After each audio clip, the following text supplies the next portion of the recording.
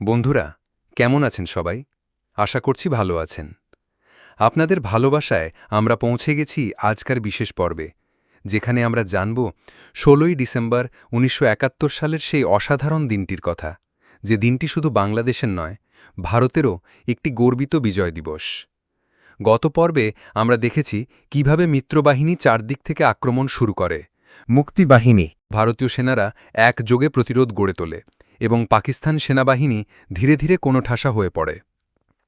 আজকের পর্বে আমরা জানব কিভাবে আত্মসমর্পণ হল, কারা সেই ঐতিহাসিক ক্ষণের সাক্ষী রইলেন এবং কিভাবে জন্ম নিল একটি স্বাধীন সার্বভৌম রাষ্ট্র বাংলাদেশ। ১৬ই ডিসেম্বর সকাল থেকেই ঢাকা ছিল উত্তেজনায় ভরপুর। আকাশে মিত্রবাহিনীর বিমান, রাস্তায় মুক্তিযোদ্ধাদের কণ্ঠে জয় বাংলা ধ্বনি। পাকিস্তান সেনাবাহিনী জানত আর কোনো রাস্তা নেই, আত্মসমর্পণ ছাড়া গতি নেই। যুদ্ধ অব্যাহত রাখলে শুধু গণহত্যা আরও বাড়বে। পাকিস্তানের পূর্বাঞ্চলের commander lieutenant general Amir Abdullah Khan Niazi ভারতের পূর্বাঞ্চলীয় বাহিনীর commander lieutenant general Jagjit Singh আরোরার সঙ্গে আত্মসমর্পণের সিদ্ধান্তে উপনীত হন। রমনা রেসকোর্স ময়দানে, যা বর্তমানে সোহরাওয়ার্দী উদ্যান, সেখানে বিকেল ৪:৩১ এই ঐতিহাসিক ঘটনা ঘটে। উপস্থিত ছিলেন ৯৩,০০০ পাকিস্তানি সেনা, অগণিত মুক্তিযোদ্ধা, ভারতীয় সেনাবাহিনীর উচ্চপদস্থ কর্মকর্তারা এবং হাজার হাজার সাধারণ মানুষ।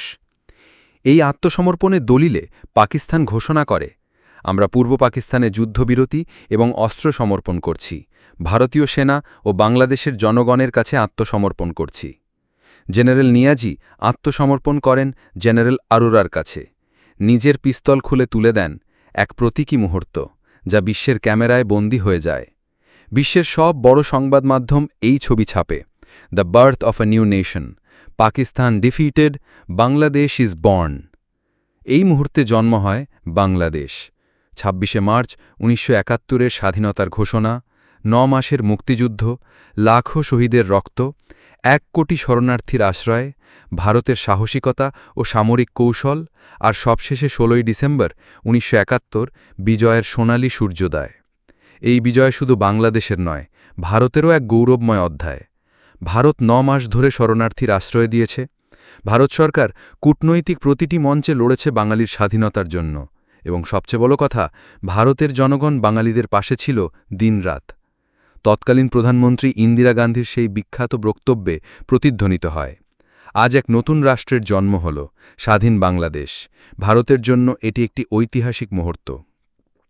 প্রিয় দর্শক, একটি দেশের জন্ম শুধু মানচিত্রে একটি রেখা টানার নাম নয়, এটি মানুষের ত্যাগ, আশা, বেদনা, প্রতিবাদ আর ভালোবাসার প্রতিফলন। এই ছিল আজকের পর্ব, আত্মসমর্পণের দলিল, বিজয়ের দিন আর বাংলাদেশের জন্মের গল্প। এই ইতিহাস একদিকে গর্বের, আরেকদিকে আবেগের। ভিডিওটি যদি ভালো লেগে থাকে, লাইক ও শেয়ার করুন, কমেন্টে জানান আপনার অনুভূতি, আর চ্যানেলটি সাবস্ক্রাইব করতে ভুলবেন না, কারণ পরবর্তী পর্বে আমরা আলোচনা করব যুদ্ধের পরে বাংলাদেশ, বঙ্গবন্ধুর ফেরা ও ভারতের বন্ধুত্বপূর্ণ ভূমিকা। সেখানে থাকবে বঙ্গবন্ধু শেখ মুজিবুর রহমানের মুক্তি ও ফিরে আসা, ভারত-বাংলাদেশ মৈত্রীর সূচনা এবং যুদ্ধবিধ্বস্ত দেশ গঠনে ভারতের সহায়তা। আজকের মতো এখানেই ইতি করছি। দেখা হচ্ছে পরবর্তী পর্বে। সবাই ভালো থাকবেন, সুস্থ থাকবেন। ধন্যবাদ।